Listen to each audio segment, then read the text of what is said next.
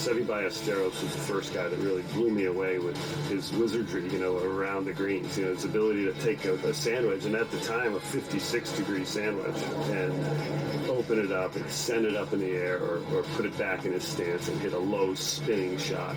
Seve was the most fun guy to watch and the best I'd ever seen. You hit the mark. Well, Gary, every great short game player visualizes a shot before they hit it.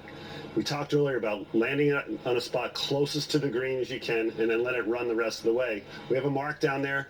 I want to fly my 8-iron to that mark and let it run the rest of the way. Having spent time with you on the putting green as we work on short game here on Golf Channel Academy, routines are not just for the practice putting green. You apply it to your short game as well. Explain. Absolutely, Gary. It's a great question. And if you want to be better at your short game, yes, your technique has to be better. We talked about the setup, the importance of standing closer to the ball, having your body open, having your weight forward. But you'll also notice the greatest short game players have a definite pre-shot routine that they do before every shot. And one of the things I like to make sure I do is when I take a practice swing, I do it with intent. It's going to be the same feel I'm going to use to hit the shot. So I make my practice swing looking at the hole and feeling how far back do I want to swing the club? How fast do I want to swing the club? And then once I set up to the ball, now remember this, because this is the key you got to bring to the golf course. Once you set up to the ball, once you look at your target, once you go back to the ball, let's not go through that checklist. Let's not tighten your grip pressure. Let's not speed up your tempo. So here it is. I'm looking at the target. I've taken a practice stroke.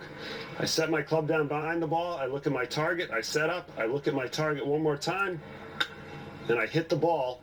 That's my routine, and that's going to assure you that you can do this consistently every single time. Talk about the psychology of preparing to execute shots like this. Psychology of golf is, there's volumes and volumes of books and lots of sports psychologists. Obviously, everybody knows Bob Rotella, Fran Pirozzolo, Gio Valente. They're making livings trying to help players get better at the game. I've worked with Bob Rotella for years. We talk about this stuff all the time. If you want to think about your short game, think about being great at it, or don't think about it at all. So when you miss a green, instead of going like this and sulking, you got to say, I can chip this in. I can get this up and down.